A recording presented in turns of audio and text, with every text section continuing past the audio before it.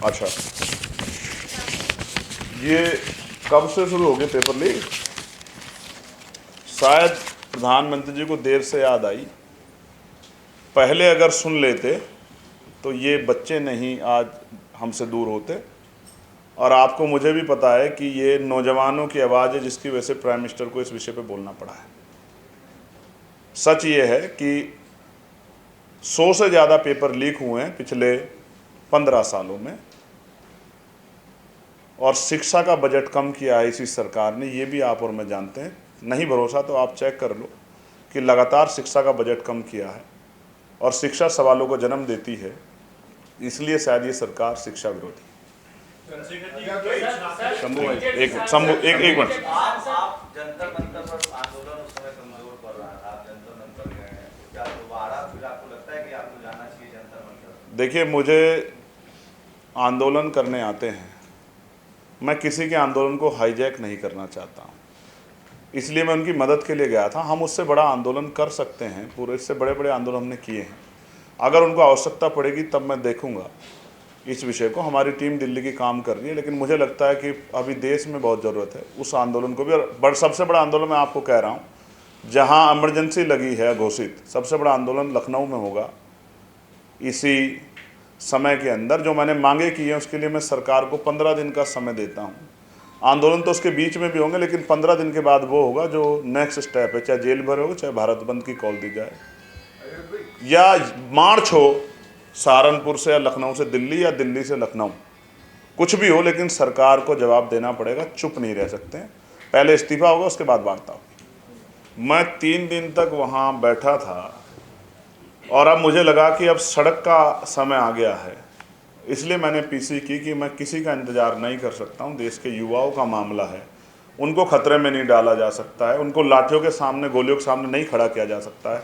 आप जानते हैं मैं डायरेक्टली आज़ाद समाज पार्टी भीम आर्मी का मेंबर हूँ, कार्यकर्ता हूँ। मैं सीजेपी का ना मेंबर हूँ ना कार्यकर्ता हूँ, हम उनसे जुड़े हुए नहीं हैं, लेकिन फिर भी इस विचार को, क्योंकि शिक्षा पे आंदोलन था, हमने सपोर्ट किया।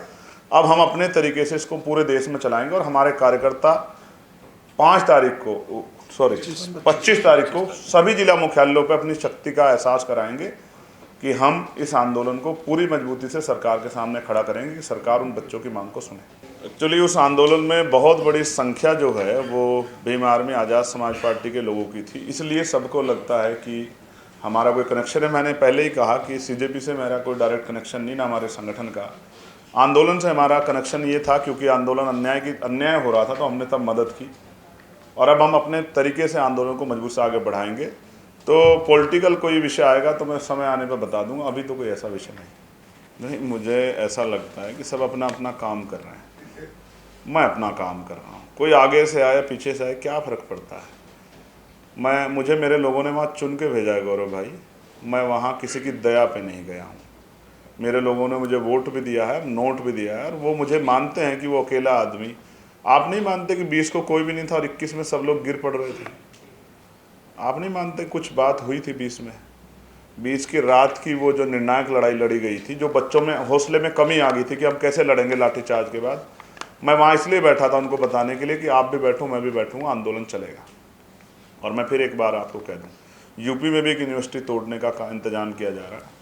यूपी में जो प्रोटेस्ट होगा वो उसमें उस यूनिवर्सिटी के इश्यू को भी, मौलाना जौहर अली यूनिवर्सिटी को भी हम लोग रखेंगे। उस यूनिवर्सिटी को जो बच्चों के लिए, क्योंकि शिक्षा जुड़ा मामला है, वो जिस पार्टी में वो एक अलग बात है, लेकिन उस यूनिवर्सिटी को बचाना हमारा दायित्व है, इसलिए हम लोग लड़ेंगे। जब इतने बड़े बड़े कॉम्प्लेक्स, और आपको पता है उत्तर प्रदेश के जो मुख्यमंत्री जहाँ रहते हैं उसका भी नक्शा नहीं है, जिन चीज़ों का नक्शा नहीं है सारे तोड़ दी जाएंगी। और जब वो बनी थी तो तब वो आरडीए का हिस्सा भी नहीं थी, इस बात को भी आप और मैं जानते हैं। रामपुर डेवलपमेंट अथॉरिटी का हिस्सा वो नहीं था, ये भी मुझे जानकारी है। तो फिर क्यों नक्शा मांग रहे हो? आपकी लड़ाई यूनिवर्सिटियों से है, आपकी लड़ाई शिक्षा से है। आप शिक्षा के दरवाजे बंद करोगे, आपने 94,000 स्कूल बंद करें, और हम आपकी अन्याय की इस लड़ाई को रोकने काम करेंगे। आप भी तैयार हो, हम भी तैयार हैं। अभी आपने बात कही, जो लोग पॉलिटिकली बड़े सक्रिय हैं, सोशली बड़े सक्रिय हैं, वो हर एक आवाज़ जो है इस आंदोलन के साथ जुड़ना चाहती है। बस वो चाहते हैं कि वो जहाँ जुड़े वो आंदोलन हिंसक ना हो जाए, क्योंकि सामने वाले बड़ा उकसाने का काम करेंगे, डिस्टर्ब करने का काम करेंगे। सब ये चाहते हैं आंदोलन तो चले, लेकिन हिंसा ना हो, उसमें किसी को चोट ना लगे। क्योंकि भीड़ में जब कोई एक बच्ची, आपको पता है, बहुत बुरी हालात में, गंभीर है, हम उसकी चिंता कर रहे हैं, उसी की बात सुन के मुझे दर्द हुआ।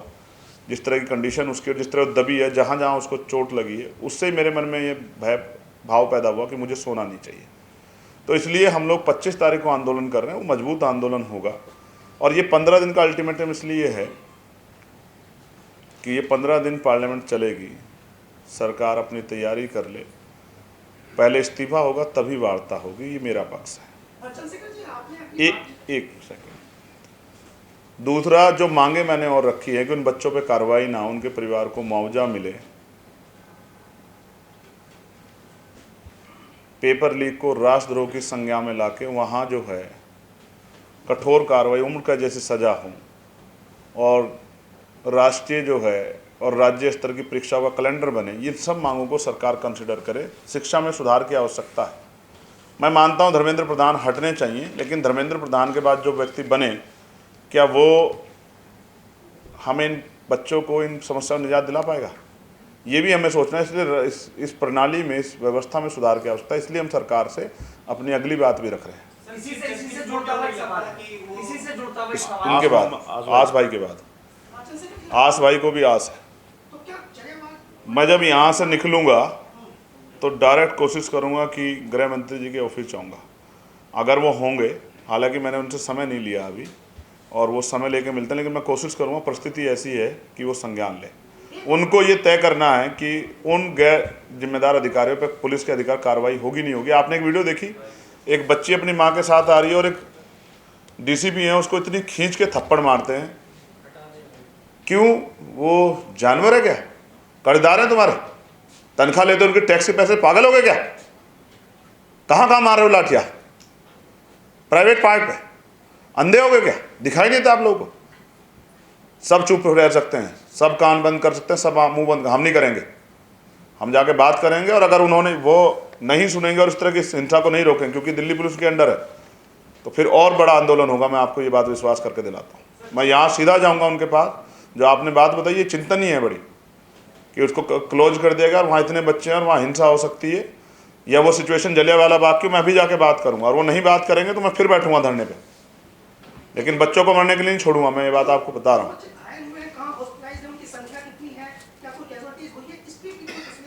नहीं, उन्होंने साफ नहीं की, लेकिन हम पे इन्फॉर्मेशन है। हमारी टीम जाके बच्चों से मिली है। एक बच्ची जो बहुत घायल थी, इसका नाम साक्षी है, वो अभी उसके वो वेंटिलेटर से वो सुधार की तरफ है। ये मीडिया के लोग भी जानते हैं, मैं भी जानता हूँ। हम एक एक बच्चे की तरुण से लेकर सबकी रिपोर्ट है।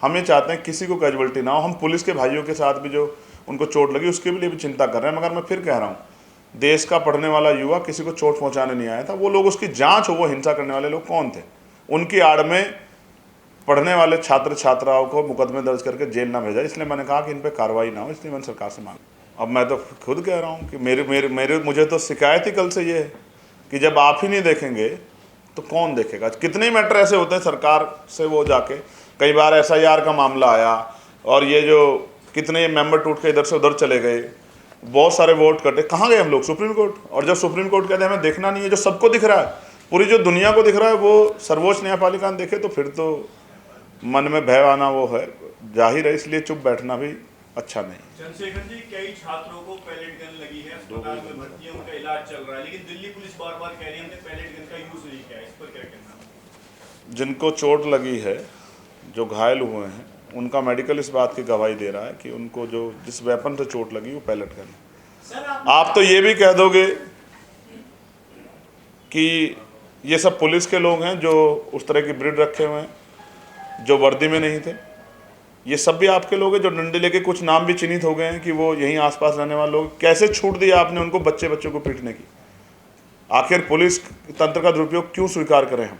इसका जवाब जो है देना पड़ेगा। इसलिए मैं आपसे कह रहा हूँ कि जो बात बताई गई मैं उसकी अभी जानकारी करूँगा, और वो बात अगर सही है, साथ ही आस भाई जो बताए, मैं तत्काल यहाँ से सीधे गृह मंत्री के ऑफिस जाऊँगा। मैं रुकूंगा नहीं किसी भी कीमत पर, मैं आपको बता। सर क्या आप एकला चलो की नीति पर आ गए हैं? आप अलग करोगे आंदोलन, जबकि आंदोलन चल रहा है देश में बहुत बड़ा, उसमें क्यों शामिल होना चाहते हैं अपनी तरफ से? कहाँ?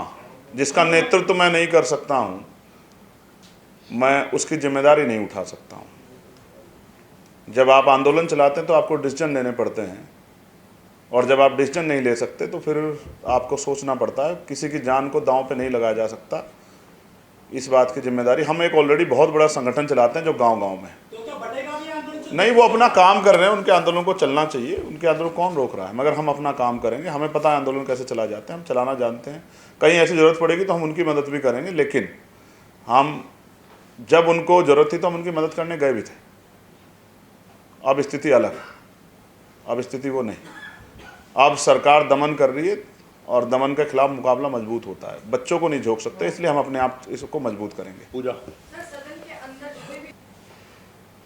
क्योंकि जो लोग मेरे टच में हैं, आपने देखे भी होंगे वो चेहरे मेरे पास प्रोटेस्ट पॉइंट पे आते हुए, हम सब लोगों ने तय किया पहले इस्तीफा होगा फिर वार्ता होगी। सर, आपने जिस आंदोलन के ऐलान किया एक से पहले इस्तीफा होगा फिर वार्ता होगी, क्योंकि बच्चों की ये मांग है। उन्हीं की मांग को मजबूत करने के लिए हम इस आंदोलन को, उनकी 3 मांगे हैं, पहले सोनम भाई से जुड़ी हुई थी, उसके लिए सरकार ने बात की है, वो पूरी हुई या नहीं मुझे जानकारी नहीं है। दूसरी उनकी मांग थी कि इस्तीफा हो, उस मांग को हम लोग ऑलरेडी ऐड कर रहे हैं।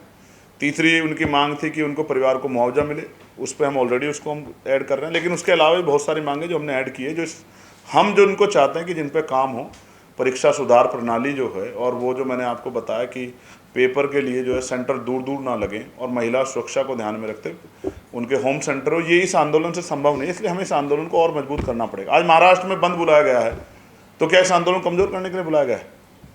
सब अपना अपना काम कर रहे हैं। सारे उत्तर प्रदेश के लोग यहाँ नहीं आ सकते हैं, सारे राजस्थान के लोग यहाँ नहीं आ सकते हैं। हम अपना काम करेंगे, सरकार को पता लगना चाहिए कि आंदोलन पूरे देश में मजबूत हो रहा है और हम पे वो संगठन है, हम इसको कर सकते हैं। कोई सपोर्ट में आके खड़ा होगा तो हम उसको ना नहीं करेंगे, लेकिन अगर कोई दूसरा दल अपनी, जैसे कुछ लोग गए प्राइम मिनिस्टर के घर पे, तो वो कमज़ोर करने गए या मदद करने, ये जनता फैसला कर सकती है। हर आंदोलन को, हर नया आंदोलन को मजबूत करेगा, तो कोई और भी करेगा, सबके अपने तरीके हैं, हम लोग अपने तरीके से करेंगे। चंद्रिका जी, एक सवाल मेरा ये है। यस, नैतिकता के आधार पर कई मंत्री ऐसे रहे हैं कि जिन्होंने अपना इस्तीफा दे दिया। मेरे मंत्री तो है नहीं, धर्मेंद्र प्रधान शिक्षा मंत्री हैं, मेरी गवर्नमेंट के मंत्री नहीं है भाई। तो ये तो देश के प्रधानमंत्री बता सकते हैं। और ये टुकड़िया और सब चीज़ इसलिए बुलाई गई है कि डर सबको लगता है। ये बेशरम है ना है? नैतिकता नहीं है सरकार में।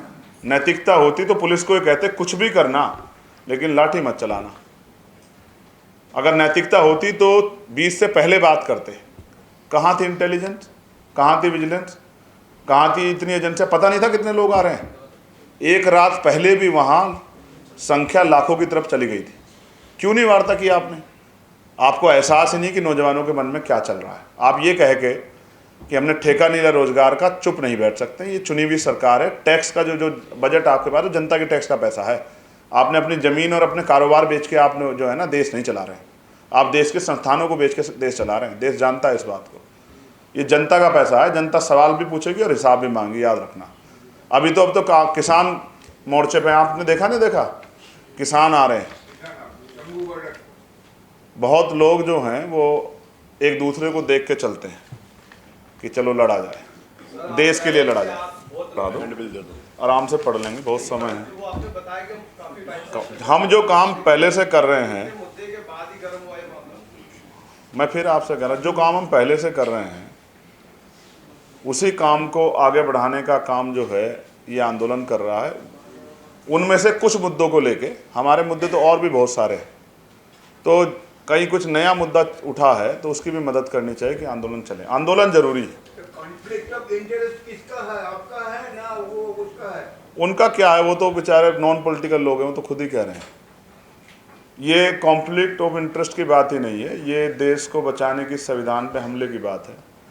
और आप मीडिया के लोग चिंता करो सरकार की कि सरकार इसका मुकाबला कैसे करेगी।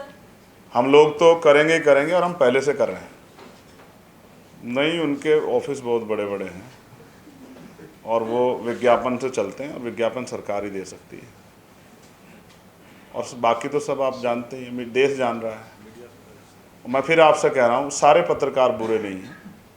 इनमें कुछ ऐसे भी हैं जो मजबूती से इन्हीं चैनलों में रह के आवाज़ उठाते हैं, लेकिन कुछ ऐसे भी हैं जो इन्हीं चैनलों में बैठ के सरकार की भाषा बोलते हैं। सब देश देख रहा है, मुझे नहीं देखने की आवश्यकता है। आप मेरे खिलाफ कुछ भी चलाइए, इससे क्या फ़र्क पड़ता है। मैं जब सड़क पे होता हूँ तो भी कुछ ना कुछ चलता है, जब मैं वहाँ स्टैचू के नीचे बैठता हूँ तो भी कुछ ना कुछ चलता है, आज मैं पीसी कर रहा हूँ तो भी कुछ ना कुछ चलेगा। चलना चाहिए, चलना चाहिए।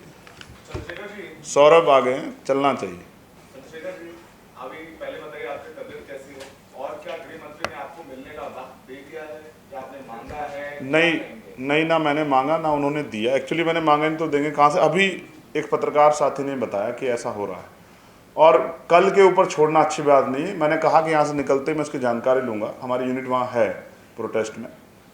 अगर ये सही है तो मैं तत्काल सीधे उन्हीं के ऑफिस जाऊँगा, क्योंकि अभी तक तो मैं वहीं से आ रहा हूँ, अभी तक तो बातचीत की ऐसी कोई बात नहीं, जो उन्होंने अभी बताया शायद आपने सुना नहीं कि उस तरह से वो गेट क्लोज कर दिया। पूजा, आई थिंक पूजा ने और आश जी ने बताया कि बैरिकेटिंग कर क्लोज कर दिया, और वहाँ अंदर बच्चे हैं और ऐसी सिचुएशन है जैसे जलिया बाग वाली जो है कि वो भाग नहीं सकते हैं, और फोर्स का जो डिप्लॉयमेंट है वो बहुत ज़्यादा कर दिया है।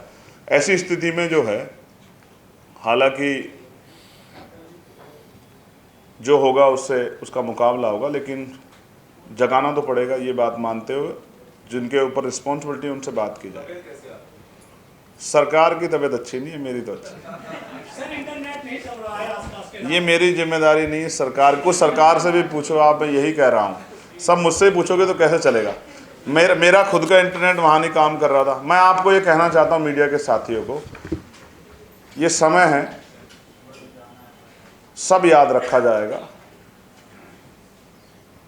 सब याद रखा जाएगा। ना कोई जाति थी ना धर्म था, सिर्फ छात्र थे और अपनी मांगों को लेके थे, और आपने उनके साथ क्रिमिनल्स जैसे क्रिमिनल्स के साथ सलूक किया था, ऐसा किया।